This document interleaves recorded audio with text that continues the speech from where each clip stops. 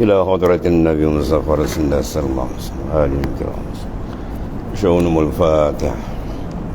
أعوذ بالله من الشيطان الرجيم. بسم الله الرحمن الرحيم. إياك نعبد وإياك نستعين صراط الذين غير المغضوب عليهم حول ولا قوة إلا بالله.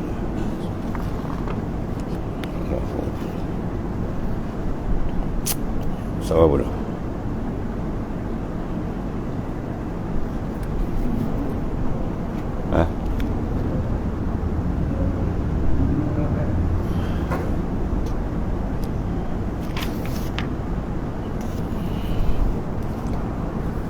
Bismillahirrahmanirrahim. Qala mu'alif sallallahu sirra.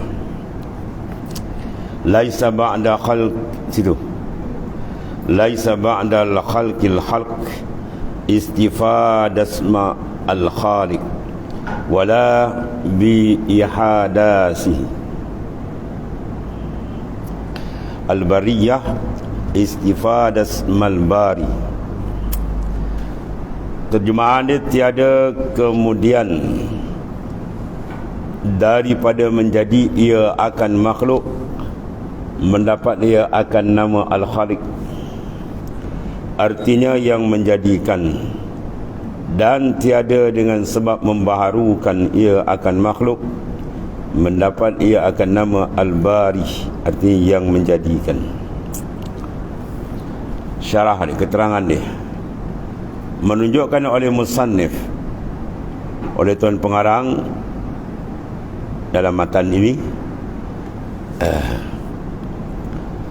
atas bahawasanya segala nama Allah Ta'ala sedia kala,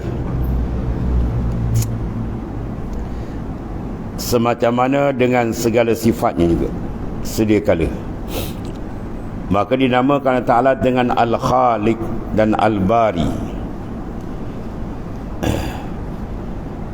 sebelum menjadi ia akan segala baharu,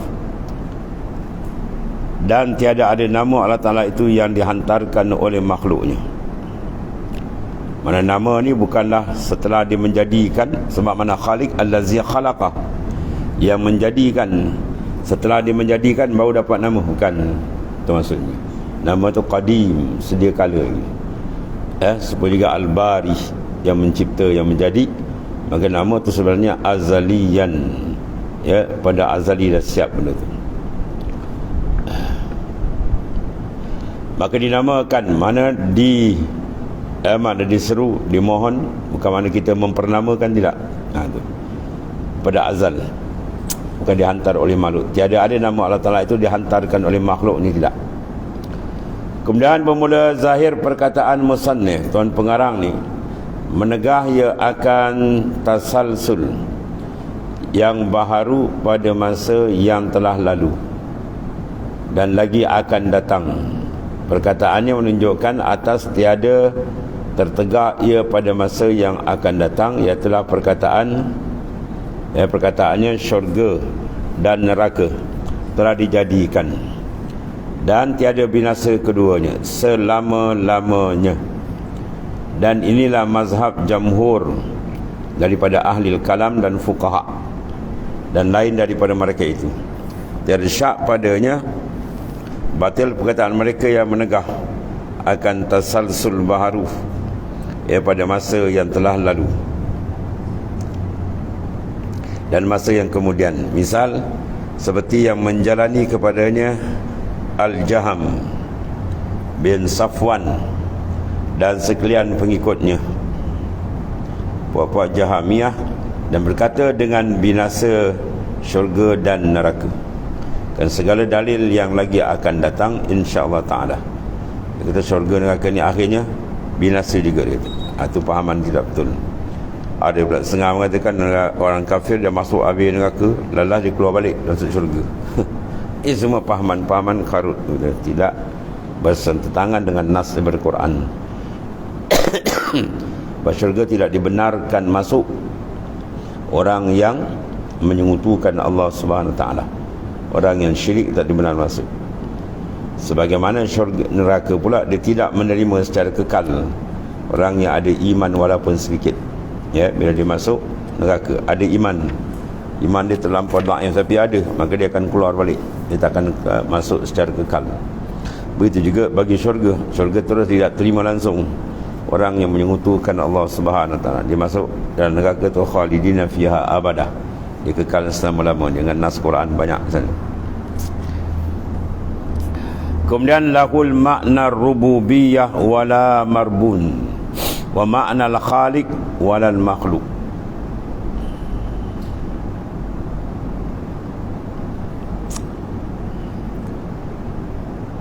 Terjemahannya baginya, lahu ailillahi ta'ala, baginya makna memelihara, makna ar-rabb, rububiyah makna memelihara, alhamdulillahi rabbil alamin. Rabb itu maknanya pemelihara, yang menjaga, yang mengurus. Baginya makna memelihara pada ketika belum ada yang dipelihara. Mana ar-rububiyah Allah Ta'ala ni asli asal lagi, bukan maknanya ada benda yang nak dipelihara di kalangan makhluk diurus baru dinamakan, tidak. Dan makna menjadikan pada ketika belum ada yang dijadikan. Nama Allah Ta'ala tu Khaliq, dulu lagi. Ya, makna al-Khaliq wala makhluk, padahal tidak ada makhluk lagi, nama tu dah terada, disimpan mana sedia kala bagi Allah Subhanahu Wa Taala. Artinya bahawasanya Allah Ta'ala bersifat ia dengan bahawasanya ia yang memelihara sebelum ada sesuatu yang dipelihara. Siapa dia? Minal makhlukat. Dan bersifat ia dengan bahawasanya ia yang menjadikan khalik sebelum ada makhluk yang dijadikan. Sebelum ada makhluk, maka pencipta sudah sedia ada. Maka nama tu ada nama yang dia panggil qadim, sedia pada sedia kala lagi. Bukan maknanya bila ada makhluk dia menjadikan baru diberi nama, tidak. Wa kama annahu muhyil mauta ba'dama ahya istahaqqa hadzal ismi qabla ihyaihim, kazalika istahaqqa ismal khaliq qabla insya'ihim. Dan seperti bahawasanya menghidupkan ia akan yang mati, kemudian daripada menghidup ia akan mereka itu, mewajibkan dia akan nama sebelum menghidupkan lagi. Muhyi, dia menghidup.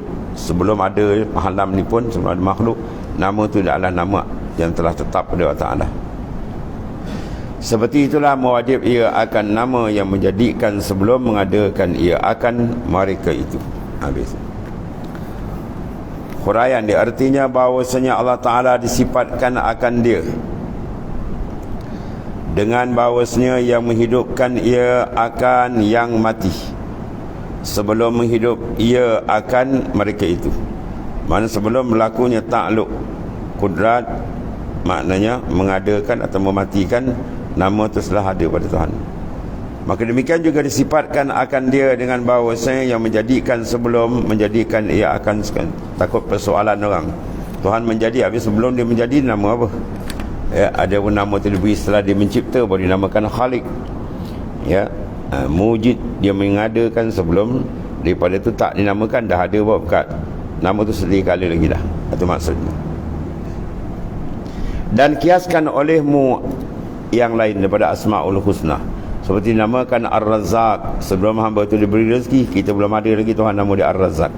Dinamakan dengan An-Nafi', ya, sebelum menjadi ia akan manfaat bagi makhluk, nama dia ada An-Nafi', dan seterusnya lah. Tidak antara asma' Allah Ta'ala maknanya qadimah. Zalika bi annahu ala kulli syai'in qadir wa kulli syai'in ilaihi faqirun wa kullu amrin ilaihi yasir la yahtaju ilaihi syai' laisa kamitsli syai' wa huwa samiul basir.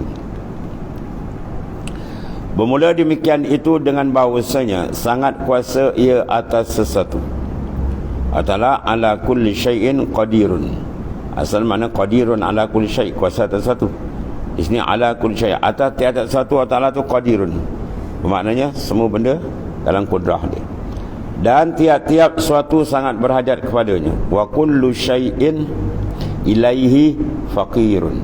Mana tiap-tiap satu kepada Ta'ala faqir, mana sentiasa terikat, berhajat, tidak lepas walau satu saat pun. Dan tiap-tiap pekerjaan sangat mudah kepadanya. Wa kullu amrin ilaihi yasir. Tidak ada benda yang payah bagi Tuhan, sebab dia semua makhluk dia. Dia pula la yahtaji ilaihi syai'. Dan tiada berhajat dia kepada sesuatu. La yahtaj, tidak berhajat dia wa ta'ala ilaihi, kepadanya tadi, pada amrin tadi syai'un satu.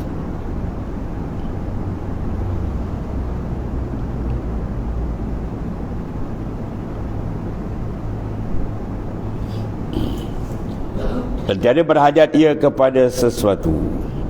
Ilaihi syai'un. Dan dia laisa kamitsli syai', tiada yang seumpama sesuatu. Dan ia jua yang sangat mendengar, lagi yang sangat melihat. Syarahnya, syarah itu mana ulasannya. Artinya bermula berkekalan segala sifatnya pada azal, sebelum makhluk. Ya, takut ada iham ataupun waham. Tuhan dinamakan penjadi, pemberi rezeki. Maka yang diberi rezeki ketiga itu belum ada dengan nama tu dah sabit sedia kala tu maksudnya. Bukanlah dipernamakkan setelah dia bertakluk, mengadakan, meniadakan, memberi rezeki, bernama dia Ar-Razzaq, bukan. Azali lagi. Dan nyata ia dengan sebab bahawasanya sangat kuasa atas tiap-tiap suatu daripada segala yang harus ada dan harus tiada. Mana kuasa Allah Ta'ala ni dia bertakluk pada benda yang harus. Ada benda yang wajib mustahil dia tidak bertakluk. Lepas tu kalau orang tanya kita, boleh tak Allah Ta'ala jadikan anak bagi dia? Boleh tak Allah jadikan isteri bagi dia? Kalau orang tanya kita, boleh tak Allah Ta'ala kuasa mutlak, kuasa besar kan, tak ada siapa boleh menyanggah dan dia boleh buat apa dia nak. Sekarang boleh tak Allah Ta'ala jadikan isteri bagi dia, anak bagi dia? Bagi menjawab soalan ini kita kena tanya dia dulu, anak dan isteri bagi Tuhan apa hukum? Tanya dulu, ya. Kalau dia tak boleh jawab, jangan kata jangan tanya sebarang tanya. Ya. Kalau dia tanya itu, kita jawab dia, anak bagi Tuhan, isteri bagi Tuhan apa hukum? Ya. Kalau dia tak boleh jawab, jangan tanya sebarangan, nanti pertanyaan makan diri. Ya. Kalau kita tanya dia, maka anak bagi Tuhan apa hukum? Mustahil. Ya. Lam yalid walam yuh. Allah Ta'ala lam yalid, dia tidak beranak, mana tidak ada satu yang boleh bangsa ke dia. Walam yulad, dan dia tidak dibangsa benda lain, dia tidak diperanakkan, tak dibinkan. Dia tidak dibin kepada siapa dan tak ada siapa boleh bin dengan dia. Ahad tunggal. Untuk anak bagi Allah Ta'ala hukum dia mustahil. Bila mustahil, maka kudrat Tuhan bertakluk pada mustahil? Tidak. Al-qudratu wal iradah muta'alliqatani bi jami'il mumkinat. Kudrat iradat, peranan daripada semua mungkin, semua makhluk, bukan kepada benda yang wajib tak. Samalah mudah dia. Kita nak buat satu misalan. Kalau seorang tadi lemah tak telinga dia, kalau dia pergi jumpa doktor, dia kata tolong cek telinga saya doktor. Kenapa telinga awak? Telinga saya dah lama tak melihat lah. Nanti doktor kata kau ni betul-betul. Atau dia jumpa doktor, dia kata tolong cek mata saya tuan doktor, sebab mata saya dah lama tak mendengar. Nanti orang kata tengok atas bawah, betul tidak kau ni? Mana mata tu tidak akan dikatakan rosak kalau dia tidak mendengar. Telinga tidak dikatakan rosak kalau dia tidak melihat. Sebab apa? Bukan takluk dia, tu maksudnya. Ya, takluk mata melihat. Maka kalau mata tu tak nampak, baru dia kata dia ada masalah. Telinga kalau dia tidak mendengar, baru dia kata dia ada problem. Ya, tapi kalau dia bukan takluk dia, tak dikata mata tu cacat kalau dia tak boleh mendengar, dan tidak dikata telinga tu tak sempurna kalau dia tak boleh melihat, sebab itu bukan peranan dia. Itu maksudnya. Jadi kudrat iradat peranan dia pada benda baharu, benda makhluk, benda harus. Dia mengada dan dia ada. Ada pun pada diri dia, kalau dia takluk, nak takluk pada benda wajib diri dia, Tuhan mengadakan dia sendiri, tak boleh. Tahsil hasil, mana benda tu memang ada hasil. Allah Ta'ala wujud yang qadim sedia kala. Nak mengadakan anak bagi Tuhan, sedangkan anak bagi Tuhan adalah benda mustahil. Kalau ada dah jadi harus pula Tuhan beranak. Ya, itu maksudnya. Itu bakal kena tanya dulu. Kalau orang tanya kita, segegar dia balik. Ya, kalau tanya boleh tak Tuhan jadikan anak bagi dia, kita tanya dia balik, anak bagi Tuhan apa hukum? Kalau dia kata mustahil, baik. Sekarang takluk kudrat, takluk pada mustahil lah? Tidak. Tidak, tak payah tanya. Ya, pertanyaan tu sia-sia bagi. Tak payah tanya benda tu. Sebab itu bukan menggambarkan kelemahan, sebab dia bukan takluk dia, bukan peranan dia, maksudnya. Dan tiap-tiap satu daripada makhluk sangat berhajat semuanya kepada Ta'ala. Mana tidak ada satu wala satu zarah, satu atom pun yang terlepas dari Tuhan, tak. Kalau terlepas, batal makna ketuhanan ni. Makna ketuhanan tu semua bertumpu kepada dia. Allahus Samad. Ta'ala tempat tumpuan segala-gala. Dan segala pekerjaan semuanya mudah atasnya. Yang payah mudah itu kita entah yang payah. Atas tak ada payah bagi dia. Tiada satu pun yang payah dan sukar atasnya, sebab dia semua makhluk dia. Dan tiada berhajat ia kepada suatu daripada sekalian makhluk. Dia tak berhajat pada sekalian, bahkan makhluk yang berhajat kepadanya.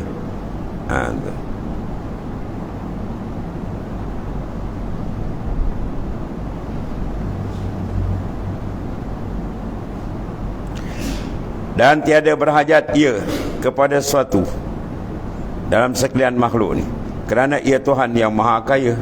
Kalau berhajat batal makna kekayaan. Berhajat mana fakir, ya. Allah Ta'ala dia bukan fakir, dia ghaniyun, kaya yang sebenar makna tidak berhajat. Kita kaya tapi masih berhajat, tu bukan kaya nama dia. Sebagai kaya yang mutlak, mana bukan kaya dengan sebab ada orang bagi dia dikaya, tak. Memang sifat dia mutlak tu mana, bila qaidin. Tiada mengambil faedah ia pada segala perbuatannya dan hukumnya. Adalah tidak mengambil faedah. Dia suruh kita buat ibadat, adakah dapat faedah? Tidak. Kalau dia mengambil faedah, makna dia berhajat. Dia tak berhajat. Sebab tu dia tak mengambil faedah. Bahkan kita buat ibadat, kembali kepada hamba balik. Sebab tu menterjemahkan ayat wa ma khalaqtul jinna wal ins illa liya'budun. Lam pada liya'budun tu kena jaga tu. Lam tu kalau pakai lam lil manfa'ah rasa akidah. Lam tu panggil lam li sayrurah lil akibah. Man tidak jadikan jin dan manusia melainkan untuk menyembah. Man Tuhan jadikan untuk sembah dia manfaat. Tak. Manfaat tu balik kepada hamba balik. Ya, lam tu makna lam li sayrurah lil akibah. Di lam banyak ada lam li tamlik, lam li takhsis, ya, lam li maknanya ini banyak makna tu. Nampak macam mata kail kecil tu. Oh, makan tuan tu banyak makna tu. Silap buah makna dia bahaya tu. Liya'budun, lam pada liya'budun, lam li sayrurah lil akibah. Bukan makan lam lil manfaah boleh. Kalau pakai lam lil manfaah wasaan. Masalah Tuhan tu masih mengambil manfaat. Sedangkan kalau mengambil manfaat maka dia fakir. Allah Ta'ala maha suci daripada sifat tersebut. Allah Ta'ala ghaniyun, maha kaya. Ada pun perkataan tiada seumpamanya suatu, laisa kamisli syai', maka itulah menolak atas puak yang menyerupakan Allah Ta'ala dengan makhluk. Ya, diserupakan Allah Ta'ala dengan makhluk, bertempatlah dan sebagainya. Dan perkataannya dan ia jua yang sangat mendengar lagi sangat melihat. Ini menolak atas puak yang mengosongkan Ta'ala daripada sifat. Tuhan maknanya buat yang taktil, mengosongkan di sifat. Ya, seperti yang tersebut dahulu. Ya, bahawasanya mendengar dengan zat. Kita tak mendengar dengan sifat. Sami', basir. Kalau kembali pada kaedah Arab, ya, sami' itu isim fa'il. Sami' dengan mana apa? Zatun muttasif bis sam'i. Kalau basir dengan mana zat muttasif bil basar. Kerana basar tu adalah sifat. Dia sami' tu ialah isim nama, menunjuk kepada musamma tuan dia. Tuan ni ialah zat. Bila zat dia yatasif bersifat, maka sifat bagi al-sami' sifat dia sama, basir sifat dia basar. Maka Allah SWT bersifat ia dengan segala sifat kesempurnaan yang layak dengan zatnya yang maha tinggi. Tiada ada padanya menyerupai sifat yang baharu. Bahkan super baharu jadi baharu pula makhluk ni. Maka makhluk sekalipun disifatkan dengan mendengar, kita mendengar juga, melihat, tapi tiada ada pendengarannya dan penglihatannya seperti sama.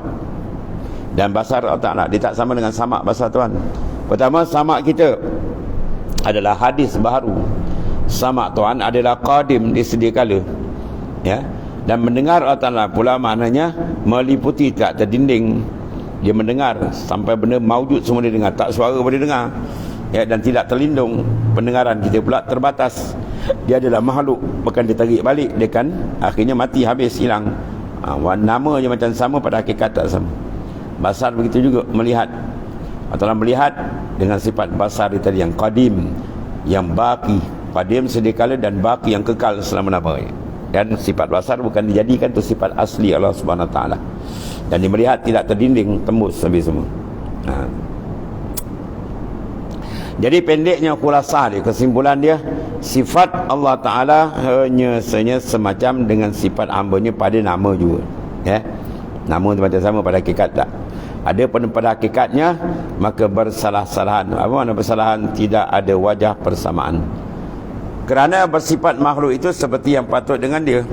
Kita punya sama cara kita. Ya, basar kita pun cara kita makhluk. Mana sifat basar kita berdiri dia pada zat yang baru. Adapun basar Tuhan berdiri pada zat yang qadim. Ya, itu. Dan sifat Allah Ta'ala seperti yang patut dengan dia. Allah Ta'ala dengan cara dia tersendiri, yang maha sempurna, maha agung. Ya, sifat yang sedia kala dan kekal. Adapun kita, sifat kita yang berbalut dengan kekurangan, dan ia adalah kurnia dari Tuhan. Tuhan yang jadikan dia makhluk. Adapun Allah Ta'ala bukan. Dia qadim, sedia kala. Atau beza antara sifat kita dengan sifat Allah Subhanahu wa Ta'ala. Dan satu lagi, khalaqal khalqa bi'ilmih, menjadi ia akan segala makhluk dengan pengetahuan. Mana pengetahuan Allah Ta'ala yang maha sempurna diterjemahkan nampak terang pada segala makhluk. Ya, adanya makhluk ni menunjukkan adanya ilmu Tuhan yang maha dahsyat. Artinya mengeluarkan Allah Ta'ala akan segala makhluk daripada ketiadaan kepada ada. Ya, pada ketika mengetahui ia akan mereka itu. Tuhan dah tahu dah, Tuhan dikeluarkan makhluk ni min haizil adam ila haizil wujud, daripada halaman ketiadaan kepada mawujud. Itu semua maknanya menunjukkan ilmu Tuhan yang maha sempurna, yang sedia kala, bukan baru datang, sebab dia bukan makhluk, dan kekal, dia tidak binasa. Dan mengetahui dia secara menyeluruhi, tahu secara detail, bukan tahu secara rambang. Ya, dan dia bertakluk pula pada semua. Wajib, mustahil, harus. Adapun sifat kita ni mengetahui tapi terbatas. Ya, sebab mengetahui benda yang tersebut, dan mengetahui kita terbatas. Dan pengetahuan kita didahului oleh ketiadaan, jahil. Kemudian baru dia tahu, lepas tu habis balik. Ya, pada mati dihilang terus. Dalil firman Allah Ta'ala, ala ya'lamu man khalaqa wa huwal latiful khabir. Suratul Mulk. Adakah tiada mengetahui akan yang sembunyi dan yang nyata? Ya, ala ya'lam, adakah tidak mengetahui? Man khalaqah, man mereka khalaqa, yang menjadikan. Tuhan yang menjadikan segala makhluk. Ya, kerana yang menjadikan suatu tidak dapat tiada bahawa mengetahui ia akan dia. Kita yang jahil ni pun nak buat rumah, kita dah tahu dah rumah kita berapa bilik, bentuk mana, tinggi mana, kecil besar, semua dah siap. Kan? Kita yang jahil, apatah lagi Ta'ala. Belum ada dah ada dalam ilmu dia yang qadim. Pada ketika itu jua yang menjadikan segala yang halus-halus, ya, yang latif, lagi yang sangat mengetahui ia dengan batin segala pekerjaan. Itu di antara ayat yang jelas menunjukkan Allah Subhanahu Wa Ta'ala tadi maha mengetahui. Wa huwal latifun khabir, mengetahui dengan segala benda, segala pekerjaan.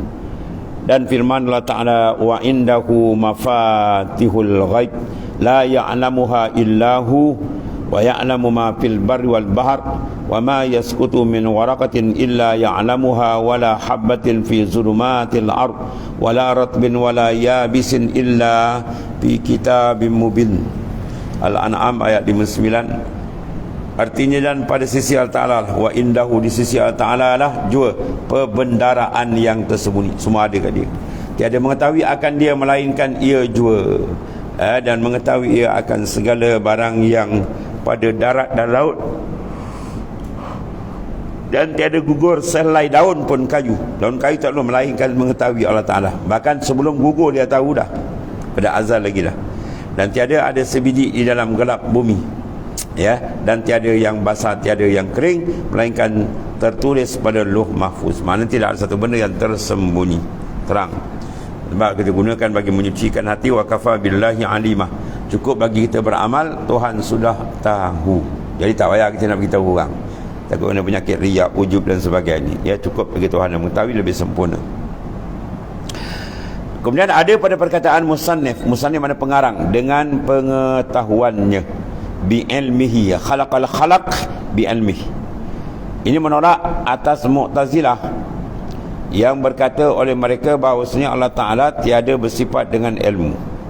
Dan perkataan mereka ini tersebut terang batil dan sesat dia. ya, tiada berhajat kepada meluaskan dan memanjangkan perkataan.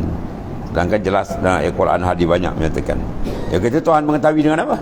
Dia kata mengetahui dengan zat. Mu'tazilah dia kata Tuhan berkuasa dengan zat, mengadakan dengan zat, menentu dengan zat, mengetahui dengan zat. Kita tidak, dengan sifat. Sifat tu ada, mengetahui dengan sifat ilmu, mengadakan dengan sifat qudrah. Itu beza antara Mu'tazilah dengan Ahli Sunnah wal Jamaah. Habis itu. Kemudian wa qaddara lakum aqdarah wallahu a'lam.